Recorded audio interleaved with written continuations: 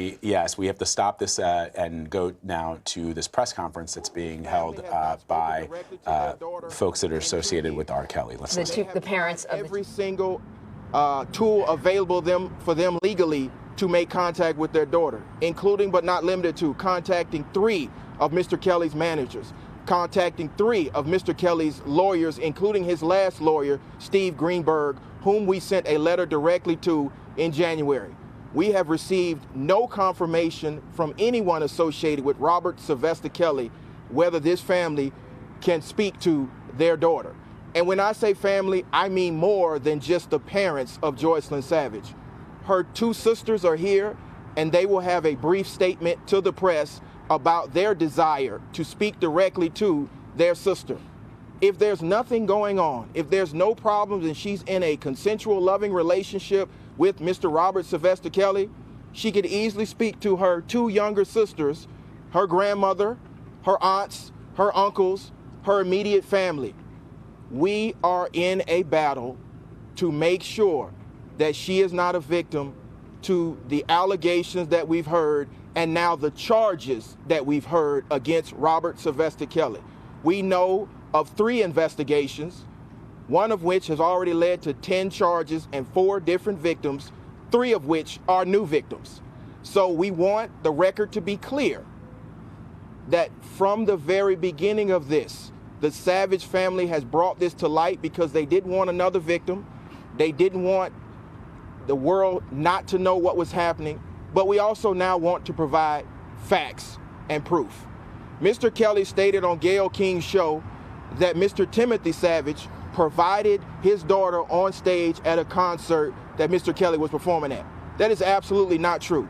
And we have the ticket request and the ticket records that show that at no point has Mr. Kelly ever met Timothy Savage. Mr. Kelly's private manager, Ms. Cheryl Mack, provided the tickets on Sunday, May the 24th, 2015, to fly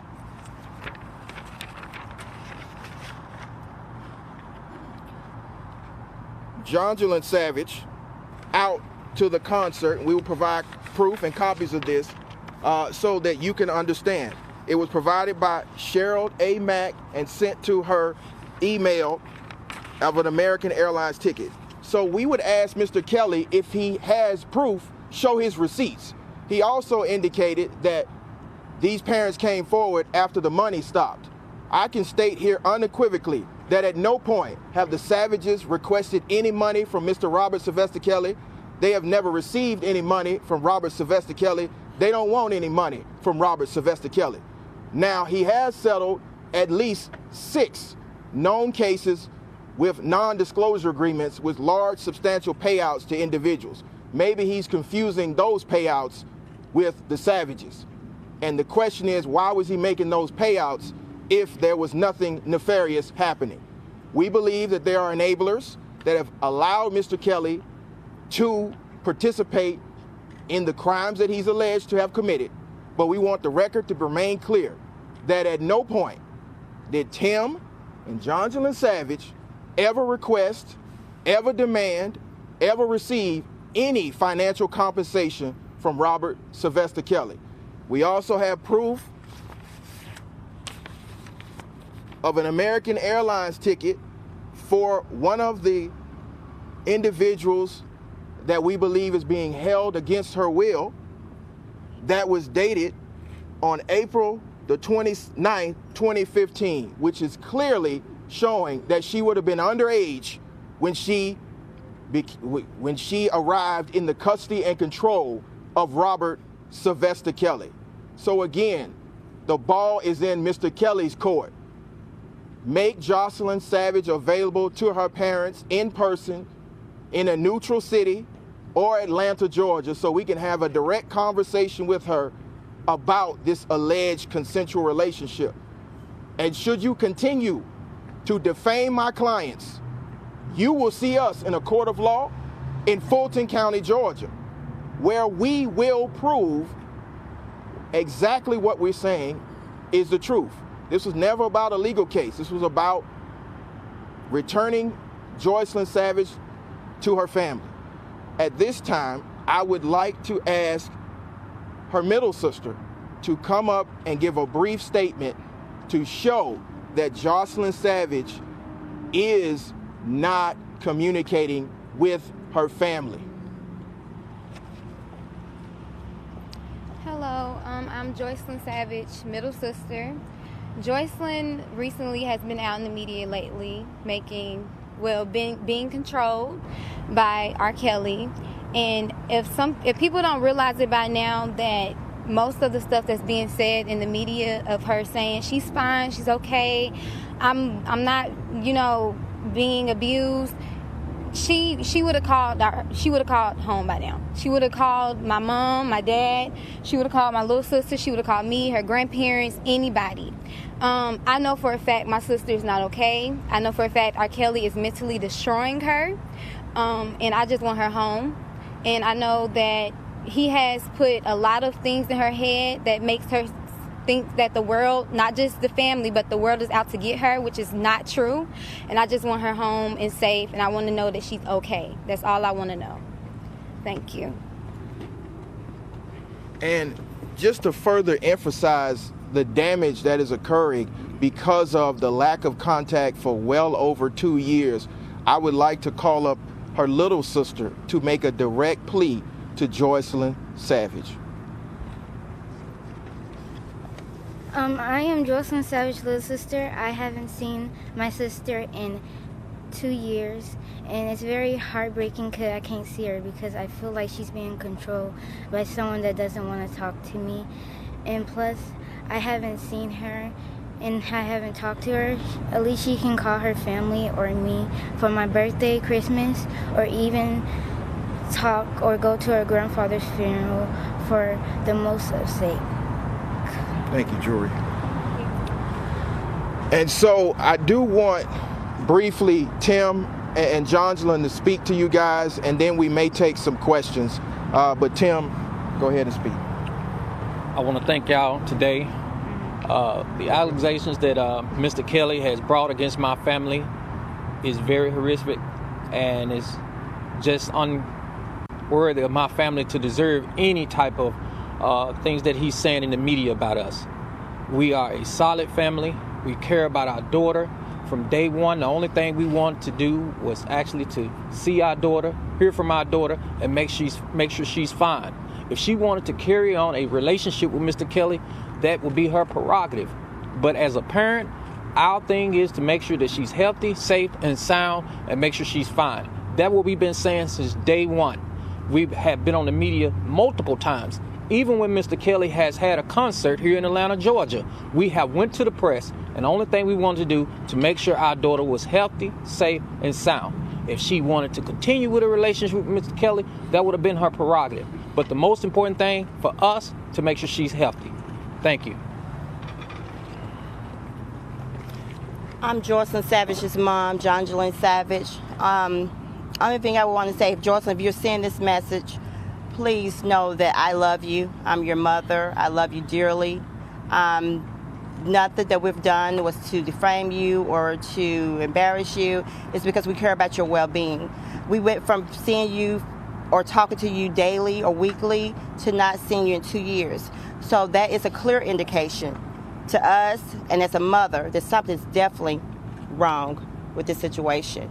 And we won't stop until we have our answers and make sure your well-being is okay and that you're safe and sound.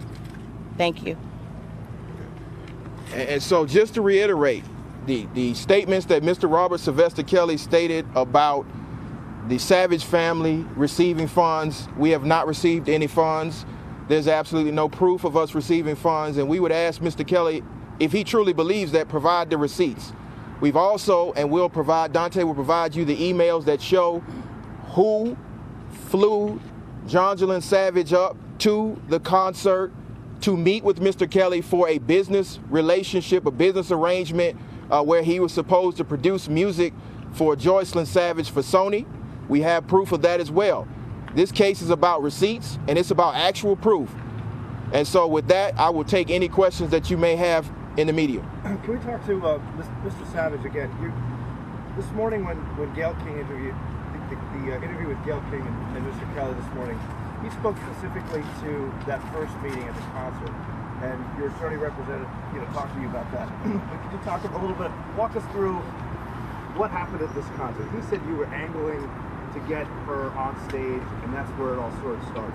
So can you kind of clarify that? Yeah, of course. That never happened.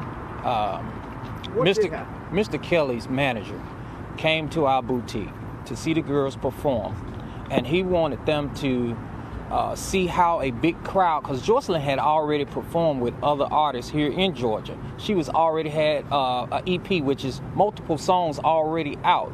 And he wanted her to see a stage performance of a big, large crowd. So it wasn't just Mr. Kelly was there, it was other artists that was there also.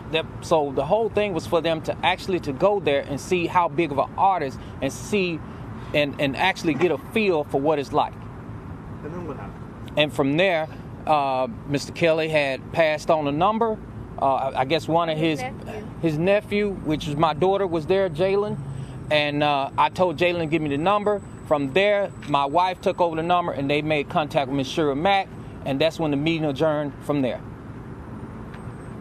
You guys went to Chicago when he turned himself in a couple of weeks ago, is that correct? No. We planned on going to Chicago, but we received word from law enforcement that it would be better for us to remain here in Atlanta and let the investigation continue. Why is it you think she's being held against her will when she has gone on record as saying that she doesn't want the contact? Let me explain, everyone. My father passed in 2017. My mother, Joycelyn Savage, also wanted to speak with her granddaughter. She pleaded on YouTube, because that's the only line of communication to try to reach out to my daughter. My mother was very ill, and my father was very ill. She actually tried to communicate with Joycelyn, had no communication, and my father passed after that. She was supposed to come to the funeral. We made every type of way to reach out to her to get her to come to this funeral. No way, form, or fashion did she show up.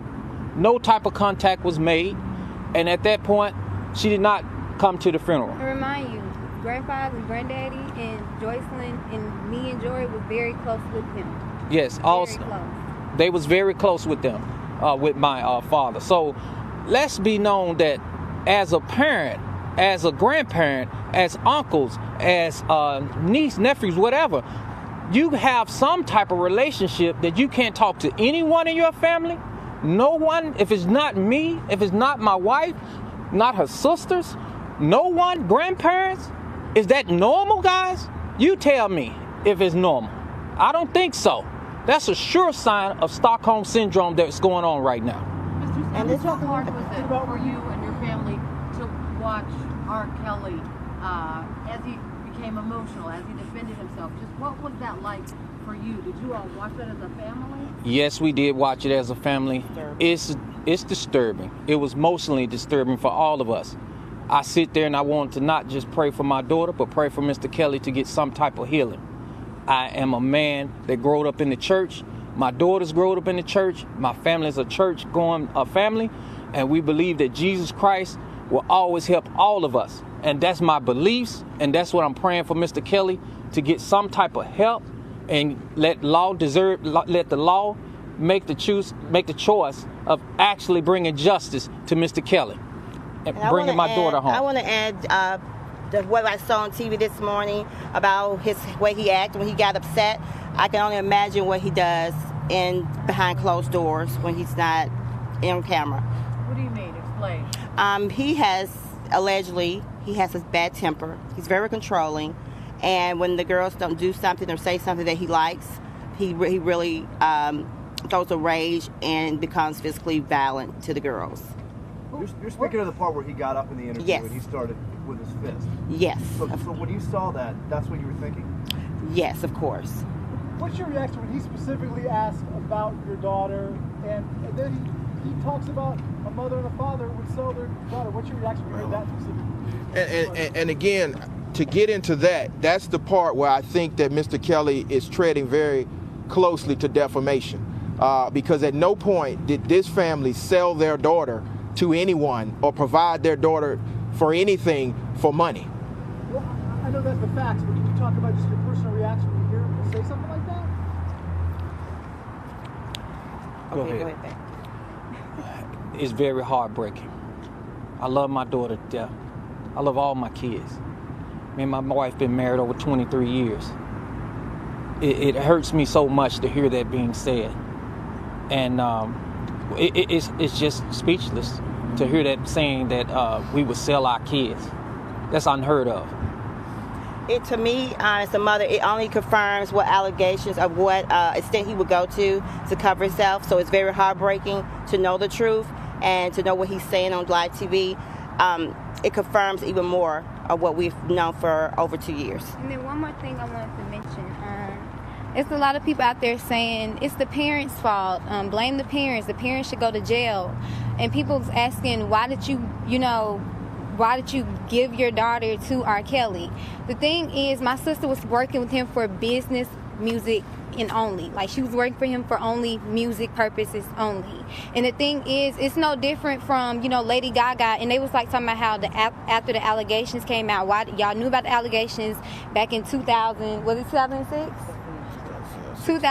Back in 2006, 2008. So why did you, still let your daughter try to work with him? It's no different from Keke Palmer working with him afterwards. No different from, Lady Gaga. All these big-time artists is working with him. It was only business purposes only. That's it. And I just wanted to make that clear for my parents' sake. But thank you. And here's another indication of the level of control. Joycelyn Savage has a social media account, which she has not posted in well over since 2016. So my question is, she's free to come and go as she pleases. Why is she not allowed to freely come and go and post as she wants, do whatever she wants? We are seeing in real time what's actually happening in this case. And what we want the public to understand is that facts matter, not alternative facts, not what you want to believe. We have the facts, we've turned them over, and we will continue to turn them over to law enforcement, and we continue to try to make contact with Joycelyn Savage, because this is about demanding justice. We've been on this case since the very beginning. It's been very trying. It's been very difficult for this family. You can only imagine the emotional trauma that is occurring for them for simply wanting to see their oldest daughter. So we're just asking for the public's prayers, but more importantly, we're asking for prosecutors to move swiftly and expeditiously, not only in Cook County, but also in Fulton County and also in the state of New York, because we saw in real time Mr. Kelly give his testimony, and his testimony is not accurate and is not continual with the facts as we know them. So it's time for the prosecutors to act. It's also time for us to have a direct meeting and conversation with Joycelyn Savage. You guys. One more question. There's obviously a court of public opinion, but then there's the legal system that has to have. Yes. Here. As an attorney, do you feel like that interview did more to hurt? I mean, if a prosecutor, Ms. Fox is listening to this interview, did it do more to bolster their case? I think it helped defend him. I think it did, and as a defense attorney, I've been a defense attorney for 14 years. You never really want to put your client on the stand. You definitely want to put your client in front of a camera. And so for him to refute the facts and not even know the facts, particularly when there's DNA in this case and there's multiple tapes that are quite clear from the pictures that I've seen. I've not watched the tapes because they are child porn, but I've seen the pictures. It's quite clear that it is Robert Sylvester Kelly in the tapes. So, as counsel, I would have advised him not to make the tape, but as counsel for the Savages, I'm appreciative for the tape. I'm appreciative for the interview because it confirmed what we already knew. It confirms that when he's pressed, he gets angry, he lashes out, which is what America saw. And so now I'm hopeful that the prosecutors will use that tape against Mr. Kelly.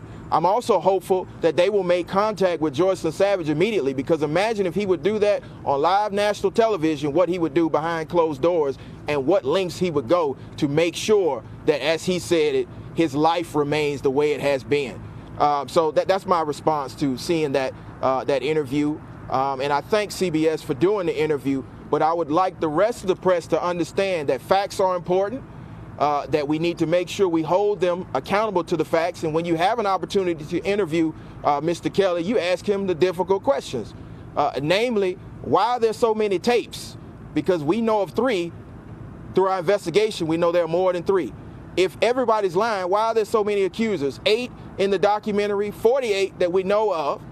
Why are there so many allegations by women that don't know each other? Why is there corroboration from your daughter, corroboration from your ex-wife, corroboration from your managers, corroboration from your music teacher? If all of this is lies, everybody is not coming for R. Kelly. People are coming for justice and to return their children to the state they were before they met Robert Sylvester Kelly. Can you just walk us through how Joycelyn first came into contact with Mr. Kelly and then the move from Atlanta to, can you just walk us through how they first came into contact, what she had hoped originally, and what has transpired in those 2 years? Well, Joycelyn first came in contact with Mr. Robert Sylvester Kelly at our boutique that we had on Old National. And my wife and my daughter was there. I wasn't physically there. I was at another location at the time. And she wanted to pursue her music career. Joycelyn had always wanted to do music. At one point in time, she stopped doing music and she went off to college. And that's the whole thing, guys. Joycelyn was at college when this happened. She was not with me and my wife. She was off at school trying to get her bachelor's degree. And this predator came along and took her away from school. The last time we saw Joycelyn, we did an intervention tape. That intervention tape is on YouTube. And when we did the intervention tape, we took Joycelyn back to her college dorm with her roommate, dropped her off, and I said, anything happen from here, give me a call. I was headed back down towards Atlanta. We stay in Henry County. I was headed back down towards Atlanta. Her roommate called me and said, Joycelyn, someone came to pick Joycelyn up, and I haven't seen her since. She was off away in college. We didn't drop her off. We didn't do anything unnecessary. She was away in college trying to get her degree, just like all you are. Y'all have tried to went to college and get your degree and do other things in life, as a normal young lady would do. And you had known and she had known, I assume, of the prior allegations years ago against Mr. Kelly, correct? Yeah, I have known some of the prior allegations against Mr. Kelly, yes, sir. And what was your reaction just initially when his name first surfaced, given the background and the allegations he had already faced in court previously? I'm glad you asked that, because when we met Mr. Kelly, well, when my wife met Mr. Kelly, I never met him. We was there for business, as far as Sony. We was there that his manager was saying that Sony wanted to sign Joycelyn, and that's what we was there for. Kelly was just going to be an executive producer on the album that she was going to put out. So that's what happened. And you were okay with that? I was okay with him being an executive producer, not actually being the predator that he is right now. Y'all gotta understand, R. Kelly, y'all can't take his talent away, for one. So when we found out that, R. Kelly wanted to work with my sister musically by writing songs for her and stuff, R. Kelly is known as a music genius. So therefore, like I said earlier in the press conference, I said it's no different from Keke Palmer trying to work with him after the allegations, Lady Gaga, Chris Brown. It's no different from that. It was business only, and I don't think people understand that. So people have to get that through their minds. R. Kelly is a music genius. So therefore, it was only for music purposes only, nothing else. And I just want to add, a simple Google search will tell you the many artists that he's worked with since that trial date, since he was acquitted from that trial as well. Yeah. Any other questions? Do you think that Joycelyn was susceptible to the control that you say that R. Kelly has over her when artists that you mentioned were not? Well, I don't know if she was acceptable. I think that'd be a better question for her, and understanding that she may very well speak on CBS. I would ask CBS why they didn't contact the Savages and provide for a meeting with Joycelyn Savage if they were going to interview her. But as far as the susceptibility, that's a question better suited for Joycelyn Savage. What was the last conversation like? How did Joycelyn just cut off contact with her parents, Tim, Angela, so suddenly with you? Was there an argument? As I stated again, on the YouTube channel, we did an intervention tape. We put it out so people can see what it actually went on. And on that intervention tape, intervention is where you're trying to intercept and see what's going on, why she's in school, why she's not doing certain things, why she's missing classes, and so on. So we wanted to get to the bottom of this. And at one point, we end up taking her back to her school. We wanted to go back up there the next day because we had a long day. And like I said earlier, we got back and we was traveling back towards south, and we got in the middle of Atlanta, and that's when we heard that Joycelyn was no longer at that school. And so it's very heartbreaking, to hear that your daughter is with someone of this nature. If I had to do it all over again, no, this would never even happen. But the most important thing here is that we're bringing this to light. Me and my wife, we had the same meeting right in front of his house. No one ever did that type of meeting in front of his house. We want to see justice, not just for our daughter, not just for the Clary's daughter, but we want to see justice for all these young ladies that he's actually came in contact with, and even these 14-year-olds and these young kids. We want to see justice for them. That's what we're here for today. We're here to stand in the gap for these young women and make sure that justice happen. And we want to pray for their families as well. When was and what was the last conversation you had with your daughter? The last conversation we had, it was in December of 2016. We had, far as physically seeing her, 2017, we had a brief prison call from her. And my wife was sitting by the Christmas tree on the floor. And when I walked in the room, the phone hung up like it was a prison call. It was no longer than 15 seconds. When you say prison call, you don't mean actually... No, as if somebody was controlling the conversation. So did she say anything, or did you just hear... Well, she stated, "Mom, I need you to say this exactly what I need for you to say." And there was a text message, sent something in a text message. When I came over and I said, "Joycelyn," the phone hung up. So what do that mean? I don't know. The phone just hung up. Well, okay. He had got, the text message, he had got word that we had met with another victim that had just left. And so they found out. So he sent a message to have her sent to me to try to get me to respond to it. And that's what that was about. Last question for the parents. With CBS, I wasn't there when they did the interview. We spoke to people at work. So what they did is after they did the interview with her, they asked, "Are you going to talk to your parents again?" And she said no, because of what you described earlier in the interview.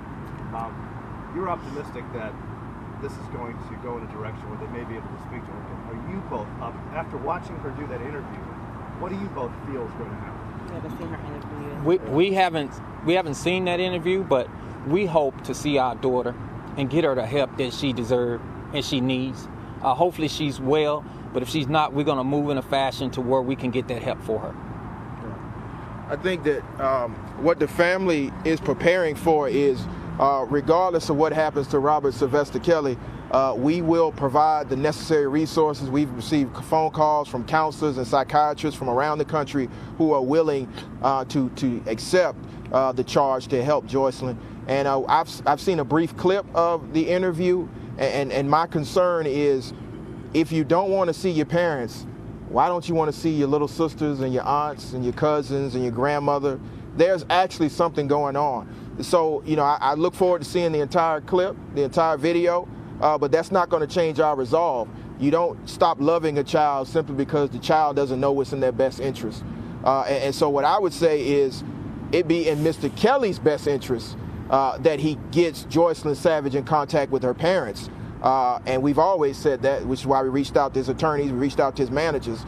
And so we look forward to seeing it. We will respond accordingly, but this has been a 2-year battle, and it will not stop based on one interview. I want to say one more thing. The two girls, Joycelyn and Azriel, are the last two girls there, but when we initially became aware of what was going on, it was between 4 and 5 girls in his home. So that it was definitely a harm, or I call it a sex cult at the time. Can you spell your name? Yeah, could y'all please spell your name? I'm Joycelyn, Jonjelyn, Savage, Savage. Daughter's name? Timothy, Timothy. Jory. Jory, Jori, Savage, Savage. And how 11. Jaylyn, Jaylyn Savage. How old is you? I'm 18. And your daughter was how old and attending what school She was 19. when she left? That was so, and she's now 21? She was 21. She's 23 now. 23 now, 21 when you last saw her, and she was attending what school? And we will be providing. So we've been listening to the parents of Joycelyn Savage. She is one of two women that R. Kelly described in his interview with Gayle King as his girlfriends. Her parents allege that she is being held against her will, brainwashed, if you will, for several years. They appeared in that docu-series, Surviving R. Kelly, and you may recall, if you saw the series, that they were the ones sort of shouting at the studio, trying to hopefully get their daughter's attention. So they're responding to the interview and responding to the news of the charges that R. Kelly is facing. And as you can see, they're adamant that their child is being held against her will, despite what she has said. And she has said that she is with R. Kelly willingly. And she is going to be, Gayle has actually spoken to them. You're going to see a little bit of that interview tomorrow on CBS This Morning, and perhaps even a little bit on the evening news tonight. So more to come.